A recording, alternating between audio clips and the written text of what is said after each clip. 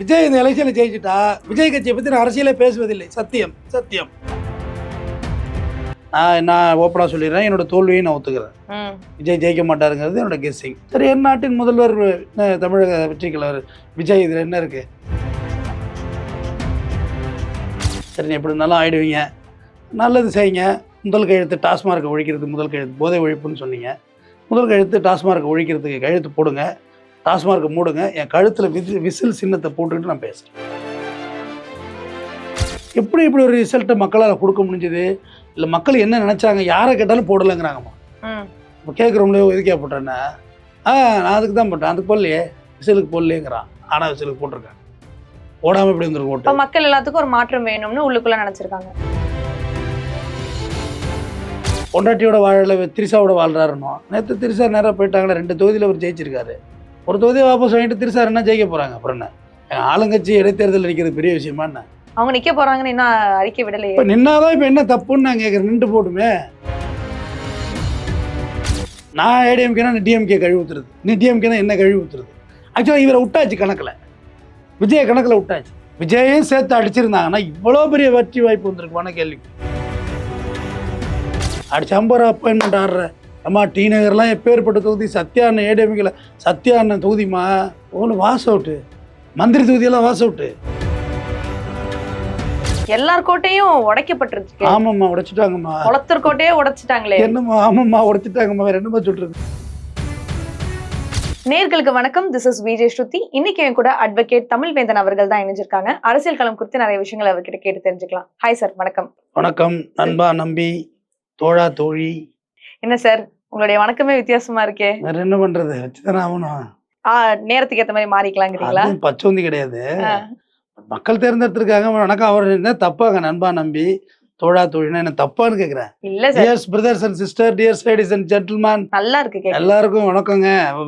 சுவாமி விவேகானந்தரே போய் சிக்காகோல தான் சொன்னாரு, எல்லாரும் டியர்ஸ் லேடிஸ் அண்ட் ஜென்டில்மேன், போது இவர் மட்டும் டியர்ஸ் பிரதர்ஸ் அண்ட் சிஸ்டர்ஸ் அப்படின்னாரு.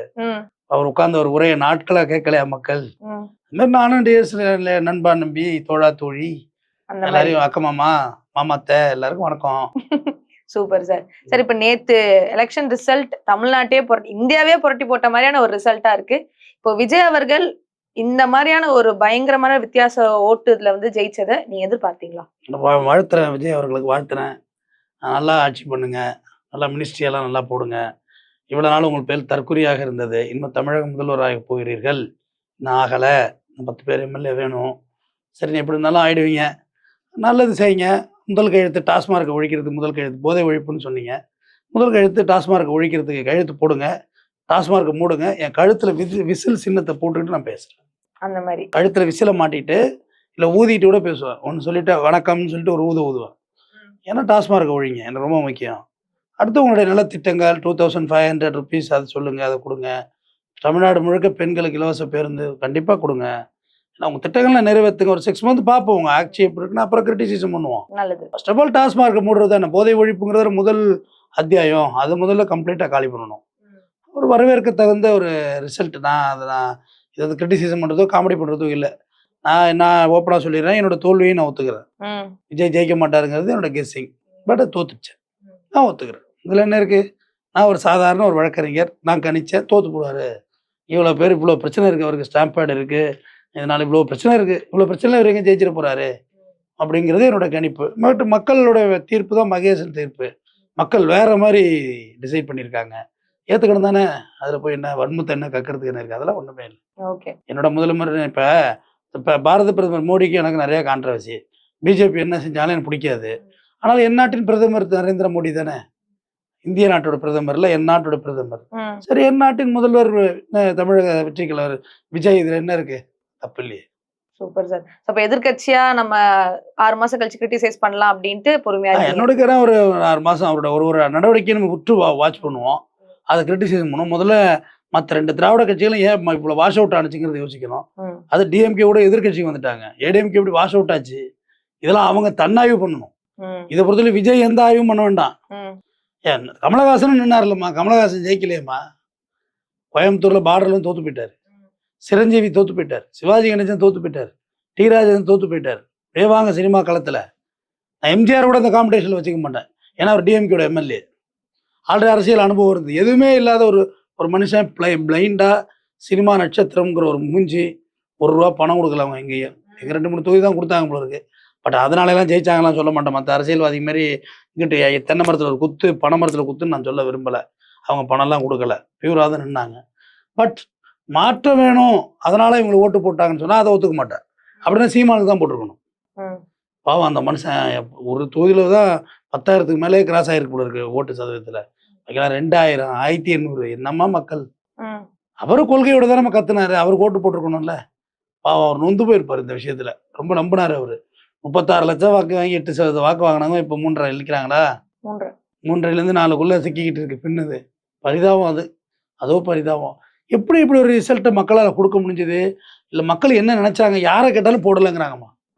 இப்போ கேட்குறோம்லையோ எதுக்கே போட்டேன்னா, நான் அதுக்கு தான் போட்டேன், அதுக்கு போடலையே, விசிலுக்கு போடலையேங்கிறான். ஆனால் விசிலுக்கு போட்டிருக்கேன். போடாமல் இப்படி வந்துருக்கு ஓட்டு. மக்கள் எல்லாத்துக்கும் ஒரு மாற்றம் வேணும்னு உள்ளுக்குள்ள நினைச்சிருக்காங்க. மேபி இருக்கலாம் மாற்றம். இவர் பின்னாடி இந்த திரைக்கவர்ச்சி, விஜய் மேல திரைக்கவர்ச்சி, நெகட்டிவாக இதெல்லாம் பேசணும், அதெல்லாம் பாசிட்டிவ் ஆகிட்டுமா. ஸ்டாம்பேடை நெகட்டிவ் ஆக்கணும், அதை ஏற்றுக்க முடியாது நம்மளால. அது பாசிட்டிவ் ஆகிட்டு பொண்டாட்டியோட வாழல திரிசாவோட வாழ்றாருன்னு. நேற்று திரிசா நேராக போயிட்டாங்களே, 2 தொகுதியில் அவர் ஜெயிச்சிருக்காரு. ஒரு தொகுதியை வாபஸ் வாங்கிட்டு திரிசா என்ன ஜெயிக்க போறாங்க? அப்புறம் என்ன ஆளுங்கட்சி இடைத்தேர்தல் நிற்கிறது பெரிய விஷயமா என்ன? அவங்க நிக்க போறாங்கன்னு என்ன அறிக்கை விடலையே. இப்போ நின்னாதான் இப்போ என்ன தப்புன்னு நான் கேட்குறேன். நின்று போட்டுமே, நீங்களே ஒரு பெண் தானே, பெண் தானே, நான் சாப்பிட்டேன், நான் கொஞ்சம் ரெக்கடான ஆளுங்கிற மாதிரி நின்றுட்டு போங்களேன். இப்போ என்ன டெமோக்ரஸி நாடுமா இது? செருப்பு தைக்கிறவரோட மகன் வந்து ஆப்ரகாம் லிங்கன் ஜனாதிபதியா வரலாம். மக்களால் மக்களுக்காக மக்களாலே ஆளப்படும் ஆட்சி மக்களாட்சி, டெமோக்ரஸி. டீ வித்துக்கிட்டு இருந்த ஒரு ரயில்வே ஸ்டேஷன்ல பிரதமர் மோடி ஆகலையா? டீ கடை வச்சிருந்தவர் பன்னீர்செல்வம் முதலமைச்சர் ஆகவில்லையா? கர்நாடகாவில் தமிழ்நாட்டுக்கு படம் நடிக்க வந்த ஜெயலலிதா முதலமைச்சர் ஆகலையா? ஆயிட்டு போட்டுமே, பின்ன கேட்டு போச்சு. சரி, அவங்க ஆகுறாங்களா இல்லையா அது அடுத்த கதை. சரி, நம்ம அதுக்கு வந்துடலாம். இப்போ நீங்க சொன்னீங்க மக்கள் மாற்றம் வேணும் அப்படின்னா சீமான் அவர்கள் தான் ஓட்டு போட்டிருப்பாங்கன்னு. அப்ப மாற்றம் வேணும்னு நினைக்கிறவங்க மாற்றமே நினைக்கல. மாற்றம் நினைச்சதா ஏடிஎம்கே தான் ஜெயிச்சிருக்கணும். டிஎம்கே மாற்றம் எல்லாம் சொல்றோம், ஆன்டி இயக்கம் டிஎம்கே மேல இருக்குன்னு. பொதுவாக ரூலிங் பார்ட்டினா பிரச்சனைகள் இருக்கதாமா செய்யும். ஆனா மக்கள் ஓவரால் கூட்டி கழிச்சிட்டாங்கம்மா. ஏடிஎம்கே மேல ஸ்டெர்லைட் இஷ்யூ, கொடநாடு இஷ்யூ, ஜெயலலிதாவோட மரணம், ஆறுமுகசாமி ஆணையம், அருணா ஜெகதீஷ் ஆணையம், சாத்தாங்குளம், இது எல்லாமே ரோல் ஆயிட்டுமா. ஆக்சுவலா என்ன நடந்து போச்சுன்னா, நீங்க இப்ப நம்ம 2 பேரும் தான் ஓட்டத்தில் ஓடிட்டு இருக்கோம். இப்போ நீங்கள் நான் தான் ஓடிட்டு இருக்கோம். இந்த ஒரு கேமராமேன் செல் நோண்டிட்டு இருக்காரு, அவரை கவனிக்கல. அங்கே ஒரு கேமராமேன் ப்ராக் பார்த்துட்டு இருக்காரு, அவரை மறந்துட்டோம். என்ன செய்யறதுன்னு தெரியாமல் நின்றுட்டு இருக்காரு, இவரை மறந்துட்டோம். அதுமாரி தான் விஜயை விட்டுட்டோம். நான் ஏடிஎம்கேனா நீ டிஎம்கே கழுவி ஊத்துறது, நீ டிஎம்கேனா என்ன கழுவி ஊத்துறது. ஸ்டாலின் அவர்களே அப்படின்னாருல முதலமைச்சர் எடப்பாடி எதிர்கட்சி தலைவர். ஆக்சுவலாக இவரை விட்டாச்சு கணக்கில், விஜய கணக்கில் விட்டாச்சு. அதே மாதிரி டிஎம்கே ஃபுல்லாக வச்ச விமர்சனம் பூரா எடப்பாடி பழனிசாமி மேலே தான் வச்சாங்க. பாதஞ்சாங்கி பழனிசாமி காலில் விழுந்தாரு, காலில் விழுந்த போட்டோவை தூக்கிட்டு காமிச்சாங்களே ஒழிய விஜய் விட்டாச்சு. விஜயும் சேர்த்து அடிச்சிருந்தாங்கன்னா இவ்வளோ பெரிய வெற்றி வாய்ப்பு வந்திருக்குமான கேள்விக்குறி. விஜய் ஜெயிப்பது உறுதியா இருந்திருக்கலாம், அது எனக்கு தெரியல. ஏன்னா 73 வந்துட்டாங்கம்மா டிஎம்கே. இந்த ஆட்சிஎம்கே எவ்வளவுமா இருக்கு? 83, 93, 103, இன்னொரு 40 சீட்டுமா. 40 சீட் சார், 40 தான்மா. அதில் அசால்ட்டா ஒரு 2 தொகுதியில் அடிச்சு மேலே வந்துருமா. ஆனா முடியலையே, ஏடிஎம்கே 3வது தள்ளப்படுது பாருங்க. அப்ப சுத்தமா நம்ம இந்த டெமோக்ரஸியில வந்து ஒரு தெரிஞ்சுக்க வேண்டிய விஷயம், ஜனநாயகம். அவர் நடிச்ச படம் தான். எவ்வளவு பிரச்சனைக்கு மத்தியில் அவர் இருக்காரு தெரியுமா? அவ்வளவு பிரச்சனையிலயும் அவரு எல்லாத்தையும் தாங்கி வந்திருக்காருங்கிறதா இப்ப பெரிய ஒரு பேச்சு பொருளா இருக்கு. அவ்வளோ எதிர்த்து நீங்க சொன்னீங்கல்ல, இப்ப வந்துட்டு திமுக அவர்களை எதிர்க்கல, மேபி எதிர்த்திருந்தா ஓட்டு கம்மியா. ஆனா வெளிப்படையா இங்க இருந்து ஒரு மக்களா, ஒரு அடிப்படை மக்களா பார்க்கும்போது எல்லா கட்சிகளும் அவரை நேரடியா எதிர்க்கல, பட் இன்டைரக்டா எதிர்த்தாங்க. ஜனநாயகன் படம் மூலியமா இருக்கட்டும், இன்டைரக்ட்ல என்ன மாதிரி யூடியூப்ல பேசுறது வந்தாம எதிர்த்தாங்க. வேற மெயின்ல யாருமா எதிர்த்தா? ஏடிஎம்கேல 6 மந்திரியே தோத்துட்டாங்கம்மா. டைரக்டா எதிர்க்கல சார், பட் அப்ப அந்த படம் ரிலீஸ் ஆக விடாம ரிலீஸ் ஆகுறது பிஜேபி சென்சார் மத்திய தணிக்கை கூட, அதுக்கு மாநில சம்பந்தம் கிடையாது. ஆனா விஜய் ஒரே ஒரு நேரேஷன் கட்டினாருமா. அதிமுக ஒரு வரிசையிலே சேர்க்கல அவர். நான் கூட பிரதான எதிர்கட்சியா அப்படின்லாம் பேசி பார்த்தேன், வரிசையிலே சேர்க்கல. நீ கிடையவே கிடையாது ஆட்டத்துல. நான் ஒண்ணு திமுக தீய சக்தி, திருசாதான் சித்தின்னு இறங்கினாரு பாருங்க, 2யுமே கையில் எடுத்துட்டாருமா. திமுகவையும் காலி பண்ணிட்டாரு. திரிசா மேடம் வாழ்த்துறது, திரிசாவுக்கு ஹாப்பி பர்த்டே சொல்லுங்க, ஹாப்பி பர்த்டே சொல்லுங்க. அது அவருடைய பர்சனல், நம்ம அதுக்கு போக வேண்டாம். திரிஷாவுக்கு பிறந்த நாள்னு சொன்னேன். நீ அவரு ஏன் சார் இப்ப த்ரிஷா வராங்க?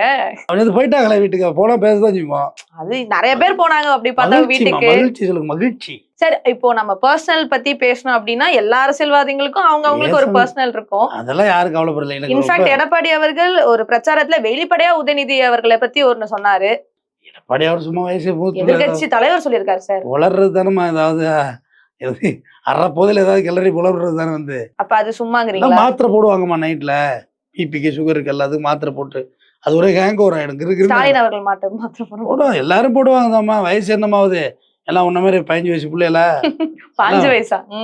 வயசு கம்மியா சொன்னா மகிழ்ச்சியா இருப்பீல கொஞ்ச நேரம். சரி, அதனால எல்லாம் வயசான டிக்கெட்டு தானேங்க. அதனால இந்த வெற்றி என்பது உண்மையிலே நான் அன்பிரடிக்டபிள்னு சொல்றேன். நான் அதெல்லாம் யோசிக்கவே இல்லை. நான் வந்துட்டு விஜய் வந்து வாஷ் அவுட் ஆவாருங்கிறது தான் என்னுடைய ஒரு பெரிய கருத்து கணிப்பா இருந்துச்சு. அது அப்படியே டோட்டல் ஆப்போசிட். அப்ப நம்ம நினைக்கிறத விட வேற ஒண்ணு செயல்படுது. நம்ம ஒண்ணு நினைக்கிறோம்ல, மேன் ப்ரப்போஸ் காட் டிஸ்போஸ். மனிதன் ஒன்று நினைக்கிறான், மனிதன் நினைக்க கடவுள் முடிக்கிறான்னு முடிச்சுட்டாங்க. இனிமே போய் நான் தற்குறி தராவட்டுக்குறி எது சொல்லி வேலைக்கு ஆகாது. அதான் ஜெயிச்சுட்டாரு. ஆட்சியே அமைக்க முடியல. கவர்னர் ஆட்சி போனாலுமே 100 சில்லறை ஓட்டு அவர் தரம் அடிச்சிருக்காரு. 110 சீட்டு அடிச்சிட்டாருலம்மா. அப்ப நம்ம எப்படி அவரை கிண்டல் பண்ண முடியும்? அப்படியே அந்த பைபிள் பூரா ஓட்டு போட்டிருக்குமா? ஒண்ணு விடாது போட்டிருக்கு. விஜய் கேட்டார்ல, கிண்டர் ஜாய் வேணும்னு அடம்பிடிப்பீங்க இல்லையா, வீட்டுல சைக்கிள் வேணும்னு அடம்பிடிப்பீங்க இல்லையா, விஜய் மாமா படம் பார்க்க போகணும்னு அடம்பிடிப்பீங்க இல்லையா, அந்த மாதிரி அடம் பிடிச்சு பயமுறுத்தி ஓட்டு வாங்கிட்டாங்க. தந்திரம் பயங்கரமான தந்திரம், பஞ்ச தந்திரம், தந்திரம் பஞ்ச தந்திரம்னு பஞ்சமூர்த்திகள் தரமா இருந்தாங்க. விஜய், ஆதவர்ஜினா, புசி அண்ணன், நிர்மல்குமார், மதியம் 5 பேர் தானே தெரியும் எல்லாருக்கும். ஆனா நின்ன தொகுதி பூரா ஜெயிச்சுட்டாங்கம்மா. நான் கூட இவங்கள்ட்ட சொன்னப்பா, இவங்க எங்க என்ன வாழ விடுறாங்க, என்னட்ட இருக்க ஆளு வரலாம், ஒரு லெட்டர் பேட் ஒன்று அடிங்கப்பா, சீரியஸா சொன்னேன். ஒரு கட்சி தமிழ் வேந்தன் முன்னேற்ற கழகம் வச்சுக்கங்களேன், இப்போ உங்களுக்கு என்ன கெட்டு போச்சு, வச்சு ஒரு லெட்டர் பேட் அடிச்சு கொண்டு போய் தாவேக்க. ஏன்னா யாருமே கூட்டணி, முஸ்தபா ஜெயிச்சுட்டாரியா. ஐயோ, என்னோட அவர் போய் மதுரையில ஜெயிச்சாரு, பிடிஆர் தோக்குறாரு. என்ன சொல்றீங்க நீங்க? ஆமா, இந்த தேர்தல் வந்து எம்எல்ஏனால யாரும் ஜெயிக்கல, அந்த சின்னம் விஜய் அவர்கள்னாலதான் இவ்வளவும் ஜெயிச்சிருக்காங்க. பிகிலும் விஜய் தாம ஜெயிச்சது. நம்ம ஒரு லெட்டர் பேட் அடிச்சு கொடுத்துருக்கலாம்யா, எனக்கு ஒரு தொகுதி கொடுத்துருப்பாங்க. எல்லா தொகுதியிலும் 20,000 மேல வாக்கு வாங்கியிருக்காங்க. தோல்வி அடைஞ்ச தொகுதியில 20-25,000 வாக்கு விட்டுதான் ஜெயிச்சிருப்பாங்க. கொஞ்சம் ஒர்க். இத்தனைக்கு யாரு பிரச்சாரம் பண்ண? புசியரனுக்கு ஆட்டோ கடன் சுத்தி கிடந்தீங்க. மத்தவங்களாம் பிரம்மாண்ட பிரச்சார வண்டி கீழே இருந்து புலோயர் வச்சு அட்டிச்சாங்க மேல, நிறைய செலவு பண்ணி. எதுவுமே இல்லையம்மா, ஆட்டோல சுத்தி கிடந்தாங்க. புஸ்தின்னு அடிச்சு 50 ரூபா அப்பாயின்மெண்ட் ஆடுற. ஏமா, டி நகர்லாம் எப்பேற்பட்ட தொகுதி, சத்யா அண்ணன் ஏடிஎம்கேல சத்யா அண்ணன் தொகுதிமா. போன வாட்டி ஜஸ்ட் மிஸ், இந்த வாட்டி ஜெயன்பழனுடைய பையன் நிக்கிறாரு. நினைச்சு பாருங்க, கருணாநிதி அண்ணன் தம்பி பையன் நிக்கிறாரு. என்ன கதையா? Was out. மந்திரி தொகுதியெல்லாம் வாஸ் அவுட்டு. ஏமா, மெட்ராஸ் 2 பேர் தான், நம்ம துணை முதல்வர் ஒண்ணு, சேகர் பாபு 2 பேர். ஜெயக்குமாரனுக்கு டெபாசிட்டே இல்ல. யாரு? நம்ம முடிசூடா மன்னன், நம்ம பாக்ஸருக்கு டெபாசிட்டே இல்லை. அப்ப என்ன நினைச்சது, என்ன நடந்தது? மெட்ராஸ் மக்கள் எப்படி ஓட்டு போட்டுச்சு? வெஸ்ட் மாம்பலத்துல எல்லாம் வந்து பிஜேபி கூட்டணி வச்சாங்கல்ல, அப்ப வெஸ்ட் மாம்பலம் ஃபுல்லா ஐயர் இருக்காங்க, நாங்க டி நகர் தொகுதி. அப்ப ஜெயிச்சிருக்கணுமா இல்லையா?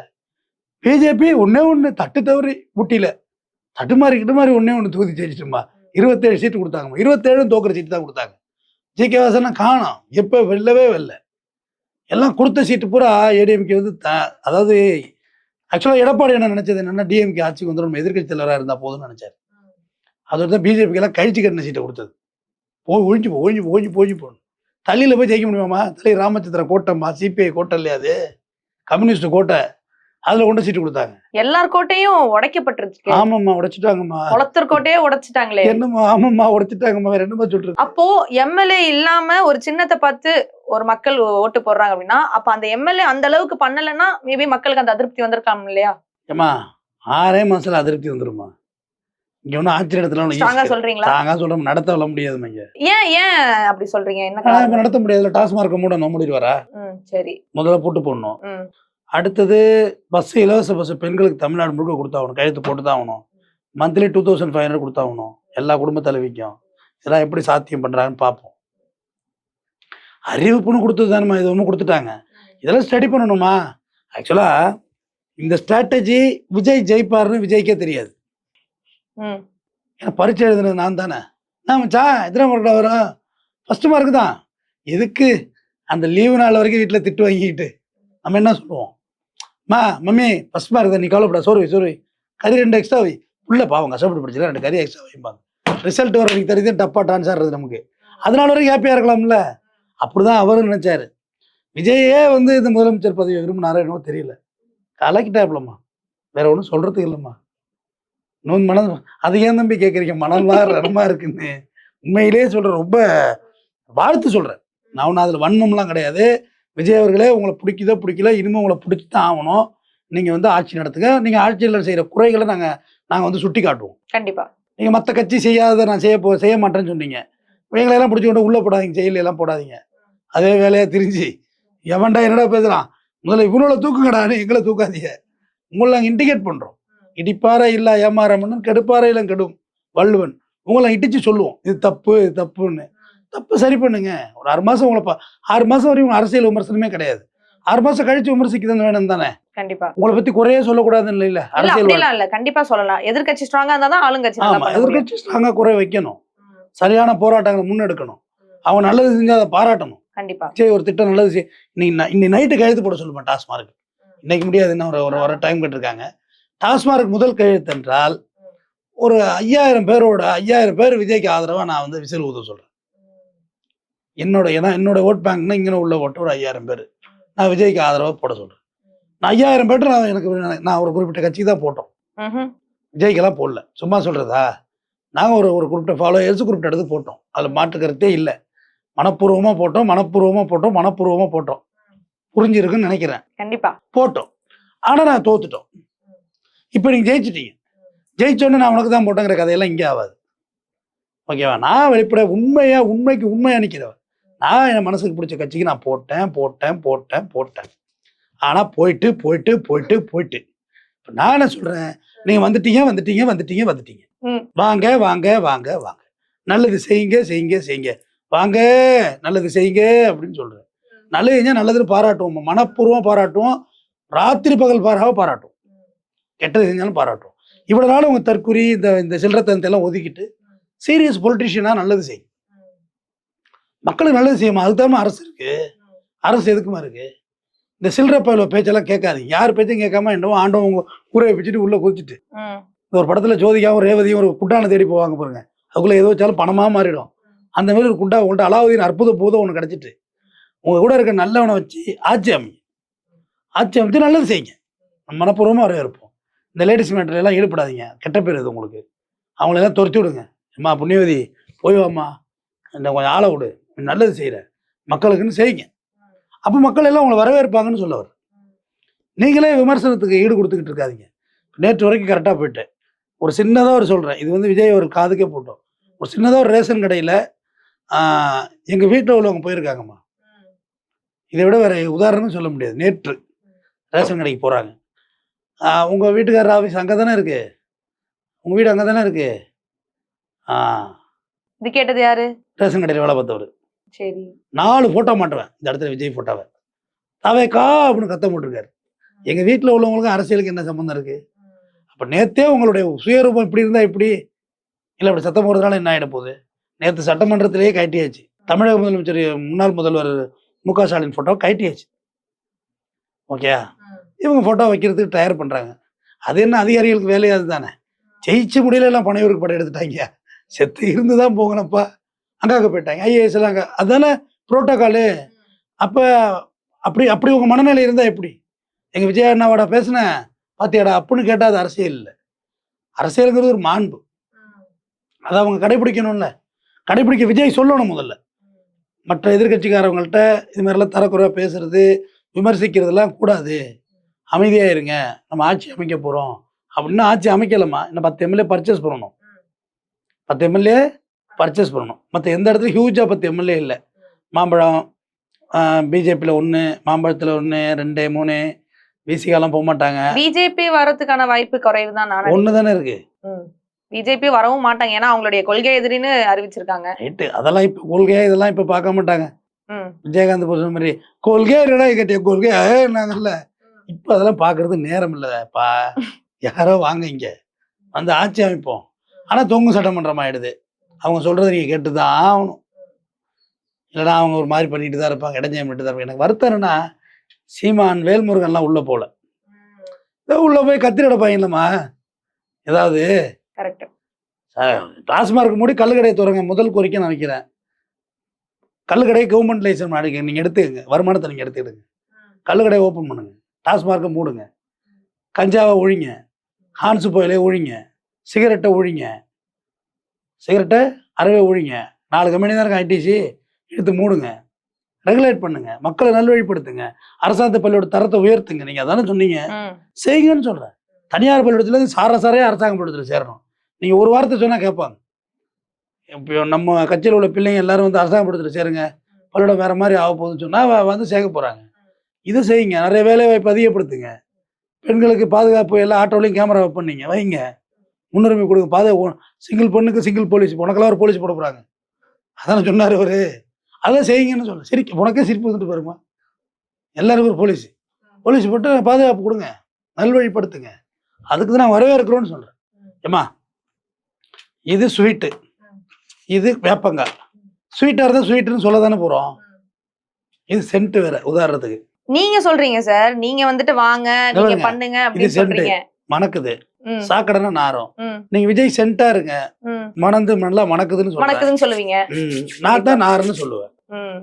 ஓகே சரி, இப்ப நீங்க சொல்றீங்க, ஆனா பெரும்பான்மையான டிஎம்கே ஓட்டர்ஸ் அப்படின்னு அவங்க எல்லாரும் என்ன சொல்றாங்கன்னா, கண்டிப்பா அவர் சொன்ன வாக்குறுதிகளை பண்ண மாட்டாரு, இதெல்லாம் நடைமுறையில நடக்காது அப்படின்ட்டு இன்னமும் ஆணித்தரமா சொல்லிட்டு இருக்காங்க. இதுக்கு முன்னாடி ஜெயிக்க மாட்டாருன்னு சொன்ன அதே ஆள்கள் இப்ப வந்துட்டு முக்காவாசி மக்கள் எல்லாரும் படிப்பறிவு இல்லாம போய் ஓட்டு போட்டாங்க அப்படின்னு சொல்றாங்க. இப்ப அதே மக்கள் கண்டிப்பா அப்படியே அவரு சிஎம்மா வந்தாலும் அவர் சொன்னது எதுவும் நிறைவேற்ற மாட்டார் அப்படின்னு சொல்றாங்க. இதை நம்ம எப்படி பாக்குறது? படிப்பறிவு இல்லாதவர்கள் படித்தவர்கள் ஜனநாயகத்துல கிடையாது. உங்களை யார் ஆளணும் ஆள வேண்டாங்கிறது தான் பொதுவான கருத்து. அப்புறம் ஏன் அப்ப டிவிக்கே ஓட்டர்ஸ தற்குறின்ட்டு பெரும்பான்மை அப்படி ஒரு லேபிள் குத்துறாங்க? அதை மறுக்க முடியாது, அது ஒரு பக்கம் இருக்கட்டும். எல்லாருமே அப்படி 1.5 கோடி பேரும் தற்குறியா இருப்பாங்களா? அப்படி சொல்லக்கூடாதுன்னு சொல்ல வந்தேன். நீங்க கன்ஃபியூஸ் பண்றீங்க, அப்படி சொல்லக்கூடாது. வாக்களிச்சிருக்காங்க, ஜனநாயகத்தோட முக்கியமானது வாக்கு. இன்னும் பாரு 2 வாட்டி நகை வாட்டிட்டேன்னா கொஞ்சம் இருக்கு, கருப்பு இருக்கு. நான் இல்லைன்னு இந்த ஒரு விரல் இருக்கிறத தான் நம்மள எல்லாம் ஒரு உயிரோடு விட்டுருக்காங்க இந்த நாட்டுல. ஓட்டு இல்லைன்னு வச்சுக்க, நம்மள மதிக்க சம்மஞ்சல்லிக்கு பிரயோஜனப்பட மாட்டோம். ஓட்டு இருக்கிறது எல்லாரும் மதிக்கணும். இத்தனைக்கும் வீடு வீடா போகல, காலில் விழல, கையில விழல, வண்டி மேலேயே பசு மேலேயே இருந்து ஓட்டு வாங்கிட்டாரு பாருங்க. பிளைன் கேஸ்லேயே ஓட்டு வந்துட்டு. நான் என்ன சொல்றேன், மக்கள் உங்களை நம்பி இருக்கிறாங்க, நம்பிக்கை துரோகம் பண்ணிடாதீங்கிறதே வேண்டுதல். நீங்க எதுவுமே இப்பதான் கல்யாணம் பண்ணிருக்காங்க, அதுக்குள்ள புள்ள பார்க்க மாட்டாங்கன்னா எப்படி? அப்படித்தானே சொல்றாங்க. தெரியல யார் சொன்னது, என் காதுக்கு வரலமா. நிறைய சோசியல் மீடியால எல்லாருமே ஓப்பனாவே போட்டுட்டு இருக்காங்க. நேரத்துல மன உளைச்சல் இருந்தேன், அந்த மாதிரிதான் மன உளைச்சல நிறைய பேர் இந்த மாதிரி ஸ்டேட்மெண்ட். நான் மன உளைச்சல் இல்லையே, வேப்பே தானே இருக்கு. இப்ப அது முடிஞ்சு போச்சு, அதை ஏத்துக்கணுமா? அக்செப்ட் பண்ணிக்கிட்டேன், அவ்வளவுதான். இதை விட வேற என்ன அரசியல் புரிதல் வேணும்? நிச்சயமா நான் ஏத்துக்கிட்டேன். நம்ம நிலைமை இதுதான், நம்ம நிலை இதுதான். நம்ம புள்ள பேண்டதுக்கு தங்கத்துல இருக்குன்னு சொல்ல முடியாது இல்லம்மா. அது என்னவோ அதான யதார்த்தம் தானே. சொல்லுங்க நீங்க யதார்த்தம். கண்டிப்பா கண்டிப்பா. எதுவா இருந்தா இதுதான் உண்மை. வந்துட்டாரு, நம்மள தன்னாவி பண்ணிக்கணும். நம்ம ஏன் தோத்தோங்கிறது முதல்ல ரியலைஸ் பண்ணும். நீங்க என்ன நினைக்கிறீங்க? அதான் சொல்றேம்மா, ஏடிஎம்கே டிஎம்கே ரெட்டி இவங்களுக்குள்ளே பங்காளி சண்டை போட்டாங்க, நடுவுல இவரை மறந்துட்டாங்கம்மா. அப்படி சொல்றீங்களா? அப்படிதான். இவங்க ரெண்டாவது நான் என்ன யோசிக்கிறேன்னா, வெளிப்படையா நான் சொல்றேன், எல்லார்ட்டையுமே நம்மள ஒருத்தர் வீழ்த்திட முடியாதுங்கிற மனநிலை இவங்கள்ட்ட வந்துட்டுமா. டிஎம்கே ஏடிஎம்கே பிஜேபி எல்லா கட்சியும் சேர்த்தேங்க, A to Z எல்லா கட்சியும் சேர்த்துருங்க, எதையுமே வெண்டிக்க வைக்காதீங்க. நம்மளெல்லாம் யாரா அடிக்கிறதுக்கு இருக்கா அப்படின்ற ஒரு மனநிலை இவங்கள்ட்ட வந்துச்சு. ஆனால் அது ரொம்ப பெரிய பேக்கப் ஆகி போச்சு. ரெண்டாவது, இப்போ எல்லாருமே கொஞ்சம் ரியலைஸ் பண்ணுவாங்க, இந்த ஜனம் நினைச்சா என்ன ஒன்றுமோ பண்ணிடுவோம் நம்மள. அதான் ஜனநாயகம். நல்லதுதான் இந்த பயம் வர்றது எல்லாத்துக்கும் இருக்கணும் தானே. எனக்கு சீமாலாம் கல்யாணம், அதுக்கு என்ன சொல்றீங்க? பாவம் இல்லையா? அண்ணன் சும்மா அப்படி இப்படி போய் சொல்லுவாரு, இலங்கை போனாதான் சொல்லுவாரு. அதெல்லாம் ஒரு ரூட் இப்படி லெஃப்ட் போய் ரைட் வர்றது தான். ஆனா அவர்கிட்ட ஒரு பெரிய கொள்கை இருக்குமா சீமான்ட்ட? நிச்சயமா இல்லைன்னா சொல்லாதீங்க, பெரிய கொள்கையை தாங்கி நிக்கிறாப்புல அவரு. கத்தி கத்தி அவர்களாம் வந்து உண்மையிலே நைட்டெல்லாம் கண்ணு தண்ணி ஊத்துதுமா, தரன்னு ஊத்துது. என்ன பண்றது? சிஎம் கேண்டிடேட்டே தோத்துட்டாருமா குளத்தூர்ல. இதை விட வேற என்னமா அரசியல் பேசுறது? அவ்வளவும் வந்து அவ்வளோ ஆதங்கம் மனசுக்குள்ள இருக்கு. என்ன பண்ண சொல்றீங்க? ஜனநாயகம் அதுதானே, டெமோக்ரஸி ஜெயிச்சுட்டு அவ்வளவுதான். ஜனநாயகம் வென்றது. அவரை இனிமே படத்தை ரிலீஸ் ஆன அவ்வளோதான். கொஞ்சம் அவங்க மினிஸ்ட்ரிஸ் எல்லாம் கொஞ்சம் போர்ஜரி பண்ணாம சுருட்டாம மற்றவங்க மாதிரி சுருட்டாம கொள்ளாம உண்மையான மாற்று அரசியல் கொண்டு வந்தா மாற்று அரசியல் கொண்டு வந்துட்டாங்கன்னு வச்சுக்கோங்க, நீங்க கட்சி மாறிடுவீங்க. கட்சியெல்லாம் மாற மாட்டோம். அது எனக்கு அது இந்த மாதிரி வேலையெல்லாம் நம்மள்ட்ட இருக்காதுமா.